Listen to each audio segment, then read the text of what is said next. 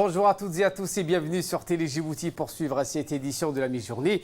Les titres de l'actualité de ce 10 février. Le président de la République, Ismaël Omar Guelleh, s'est envolé pour une visite officielle de 72 heures en France. Un pas en avant vers la justice, c'est ce qu'a prononcé dans un mot la Cour pénale internationale.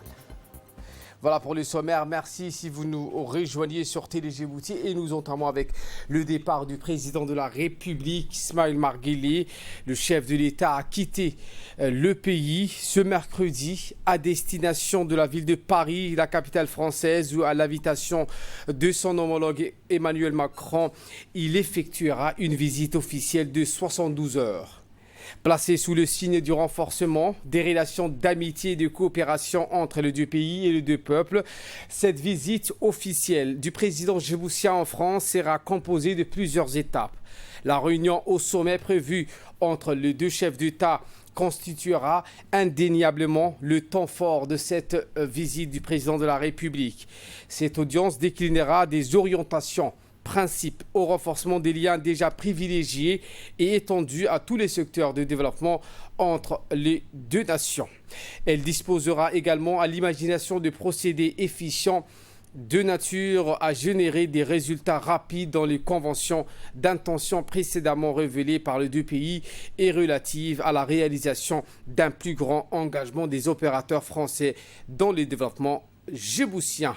À noter qu'une réunion avec le MEDEF aura lieu en présence d'une importante délégation du secteur privé djiboutien accompagnant le président de la République dans le cadre de ce déplacement en France. Le président Ismaël Omar Guelleh donc sera accompagné d'une importante délégation lors de cette visite officielle, comprenant notamment le chef de la diplomatie djiboutienne, Mahmoud Ali Youssouf, l'ancien Premier ministre et président du groupe d'amitié Djibouti-France, M. Dileita Mohamed Dileita, et l'ambassadeur de la République de Djibouti auprès de la République française, M. Ayed Moussaïd Yahya, accompagne le chef de l'État dans cette visite officielle. Et notre équipe de reporters en place à Paris ont pu interviewer l'ambassadeur. Écoutons M. Youssouf Abdallah. Le président de la République, M. Ismaël Omar Guelleh, effectue à partir de ce mercredi une visite officielle de 3 jours en France suite à l'invitation du président français Emmanuel Macron. Pour préparer cette visite, les diplomates djiboutiens sont à pied d'œuvre pour accueillir le président et organiser les différents déplacements du président en France, avec des rencontres au sommet avec Emmanuel Macron ainsi que les principales autorités françaises. Dans quelles circonstances se déroule cette visite? Nous avons posé la question à l'ambassadeur de Djibouti en France, M. Ayed Moussaïd Yahya. Voici sa réponse. Le cadre de cette visite. Vous vous rappellerez qu'à l'occasion du 27 juin, le président Macron avait formellement invité le président Guelleh à effectuer une visite officielle en France, ceci pour lui exprimer toute l'amitié de la France au président Guelleh, et ceci s'inscrit également dans le cadre des visites régulières que nous avons entre deux pays alliés, la République de Djibouti et la France. Encore faut-il rappeler qu'en mars 2019, nous avons eu le privilège de recevoir à Djibouti le président Emmanuel Macron.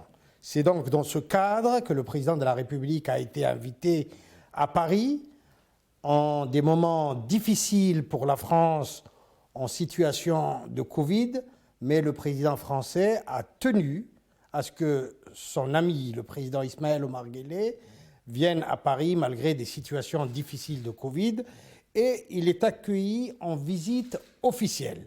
C'est-à-dire, c'est rare aujourd'hui en France qu'on accueille un chef de l'État dans le cadre d'une visite officielle. Mais le président Macron a tenu à ce que tous les honneurs soient rendus au président Ismaël Omar Guelleh, qui sera avec nous, comme vous l'avez dit, à partir de mercredi, pour une visite officielle de 3 jours. Cette visite officielle, bien sûr, s'inscrit dans le cadre des relations continues entre la République de Djibouti et la France. À cette occasion, Le moment phare de cette rencontre, ce sera le vendredi, lorsque les deux présidents auront des tête-à-tête et des entretiens privés. Il y aura également un autre moment fort dans cette rencontre, c'est bien sûr les hommages rendus au président de la République aux Invalides. Cette visite, qui est également une visite politique, le président de la République recevra le ministre des Affaires étrangères, la ministre de la Défense. En plus de ça, le président de la République présidera une réunion sur les questions économiques. Et dans la deuxième partie de son interview, l'ambassadeur de Djibouti à Paris, Ayed Moussaad Yahya, a indiqué que les rencontres entre le président de la République avec les patrons français, en l'occurrence le secrétaire général de l'OIF, et les différents accords qui seront signés. Réécoutons.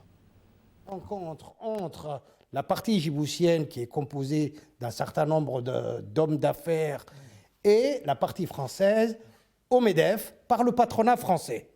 Et nous attendons que nos amis français puissent venir voir, investir en République de Djibouti. Il aura également un entretien avec la secrétaire générale de la francophonie, qu'il y aura un certain nombre d'accords qui seront signés. Il y a, bien sûr, hormis nos accords relatifs sécuritaires qui existent entre la République de Djibouti et la France, nous allons signer des accords relatifs à l'investissement. Nous allons signer un accord sur la feuille de route de la coopération entre la République de Djibouti et la France. Mais pour une fois, nous allons également signer des nouveaux accords qui viennent s'ajouter et qui viennent renforcer la coopération économique entre nos deux pays. Un accord sur la coopération décentralisée. Nous allons signer d'abord un accord cadre avec le gouvernement français, et nous allons signer un accord de coopération entre la République de Djibouti et la région PACA. Nous allons également signer un accord relatif à l'enseignement supérieur et à la recherche, un accord porteur, c'est-à-dire entre le gouvernement de la République de Djibouti et les territoires français qui peuvent avoir un plus. Ce qui prime aujourd'hui et qui conduit l'économie, ce sont les secteurs privés. À cette occasion, et comme le président de la République l'avait toujours dit, que Djibouti sera un pays où l'énergie sera une énergie propre, nous allons signer un accord avec Engie et l'électricité de Djibouti. Enfin, nous signerons également, c'est le secteur privé qui signera également, la société Camage à Djibouti signera avec le plus grand groupe français hôtelier Accor. Cette visite, non seulement elle est une visite à la fois politique, à la fois amicale, à la fois entre deux alliés, mais elle est également une visite économique. Le secteur privé joue son rôle, les investissements jouent leur rôle. La République de Djibouti, comme tout autre pays, est un pays que la France regarde comme un débouché. Cette visite est un signe également de l'excellence des relations entre les deux pays, entre les deux alliés que sont la France et la République de Djibouti. Voilà ce qu'on pouvait dire sur cette visite officielle de 72 heures du président de la République à Paris. Autre actualité de ce 15 heures, visite protocolaire. Le président de l'Assemblée nationale et du représentant régional pour l'Afrique de l'Est, représentant également auprès de l'Union africaine du bureau du Haut-Commissariat des Nations Unies aux droits de l'homme. L'audience a eu lieu aujourd'hui à l'Assemblée nationale. À la tête de la délégation, Marcel Akpovo a souhaité échanger avec le chef du Parlement sur la question des droits de l'homme. Cette visite de courtoisie a permis aux deux parties d'évoquer plusieurs thématiques en lien avec la promotion et la protection des droits humains, qu'il s'agisse des instruments et mécanismes du droit politique. L'association charitable dénommée Warati a clôturé hier soir la première édition du concours Al-Mahir pour la communauté, pour la mémorisation du Saint-Coran, qui a regroupé des nombreux enseignants des centres de mémorisation du Saint-Coran à Djibouti. Un événement qui s'est déroulé en présence notamment du ministre du Travail chargé de la réforme de l'administration Ismail Ibrahim Roblé, du secrétaire exécutif du Haut Conseil islamique, Cheikh Oki Raourah Fatah, qui représentait le ministre des Affaires musulmanes ainsi que l'ambassadeur du gardien de Sainte Mosquée de Djibouti, Abdelaziz Ben Abdallah Al-Matar. À cette occasion, des prix en espèces ont été distribués par l'ambassade du Royaume d'Arabie Saoudite au Centre Salam pour la formation, la recherche et les conseils aux candidats qui ont remporté les premiers rangs en plus d'un certificat d'appréciation. Le ministère de l'Urbanisme, de l'Environnement et du Tourisme a organisé ce matin au Palais du Peuple un atelier visant à valider les rapports de l'analyse des obstacles et de l'environnement favorables aux technologies prioritaires pour l'adaptation au changement climatique et l'atténuation de ses effets. Cette noble initiative s'inscrit dans le cadre de la mise en œuvre du projet intitulé Évaluation des besoins technologiques à Djibouti. L'objectif premier est d'aider les pays en développement participant à ce programme à identifier et à analyser les besoins en technologies prioritaires qui peuvent constituer également la base d'une portefeuille de projets et de progrès en termes de technologies respectueuses de l'environnement. Nous sommes témoins chaque jour des effets néfastes du changement climatique sur notre planète. C'est dans ce contexte que la Convention cadre des Nations Unies sur le changement climatique a été adoptée par la communauté internationale lors du sommet de Rio en 1992. Depuis cette date, plusieurs instruments juridiques contraignants ou non et découlant de cette convention ont été mis en place, et ce afin de lutter contre le changement climatique. Il est à signaler qu'à chaque conférence des parties de la Convention cadre des Nations Unies sur le changement climatique, les engagements pour promouvoir le transfert de technologies aux pays en voie de développement ont été toujours renouvelés. Et voilà qui nous ramène de parler de cette cérémonie des signatures de conventions de partenariat entre le Centre de technologie et d'innovation pour le développement, le CTID, et l'Agence nationale des personnes handicapées, l'ANPH, qui a eu lieu ce matin au siège du CTID, rue de Burhan Bey. La signature a eu lieu entre le directeur général de l'ANPH, de Ali Saïd Mahmoud, et le directeur général du Centre de technologie et d'innovation pour le développement, Samatar Abdi Ousmane. Le CTID, qui est un centre d'innovation par excellence, va devoir s'investir à mettre en place des outils adéquats pour améliorer la vie des handicapés à Djibouti. Convention entre l'ANPH et le CTID dans l'optique de renforcer les capacités des handicapés dans les nouvelles technologies, dans l'innovation, dans l'employabilité et l'entrepreneuriat, qui, comme vous le savez, c'est une frange de la population qui a aussi les compétences normalement pour participer au développement de Djibouti à travers différents programmes que nous allons mettre en place, Inch'Allah. Le but de cette convention, c'est justement de commencer des projets, des programmes innovants en République de Djibouti qui vont nous permettre à la fois au CTID et à l'ANPH de pouvoir répondre à nos plans d'action, vision, dans le cadre de nos deux institutions, et pour faire de Djibouti aussi un pays où tout le monde puisse participer de plein gré avec ses capacités à la fois techniques, mentales, psychologiques à ce développement. En ce qui concerne le Forum de l'emploi dirigé par le ministère du Travail chargé de la réforme de l'administration, des ateliers liminaires du Forum national de l'emploi a eu lieu au Palais du Peuple, présidé par le coordinateur du comité d'organisation de ce Forum national de l'emploi, Charmarke Idriss Ali, et se poursuivront jusqu'au 11 février. Les ateliers liminaires consistent à donner la parole aux parties prenantes du Forum sur la politique nationale de l'emploi, aux panélistes et experts nationaux sur différentes thématiques liées à l'emploi. Dans le cadre de la montée en puissance des forces armées djiboutiennes et de la politique de rajeunissement de ces cadres, l'armée djiboutienne a procédé à un recrutement ciblé des jeunes parmi la population civile, hommes et femmes confondus. Le profil recherché était des spécialistes dans toutes les disciplines, allant de l'aide-soignant à l'ingénieur en informatique en passant par le juriste. Ce recrutement ciblé a connu plusieurs phases. En premier lieu, l'appel à la population locale a été lancé pour une large diffusion de la candidature sur les antennes de la radio-télévision de Djibouti et sur la presse écrite également.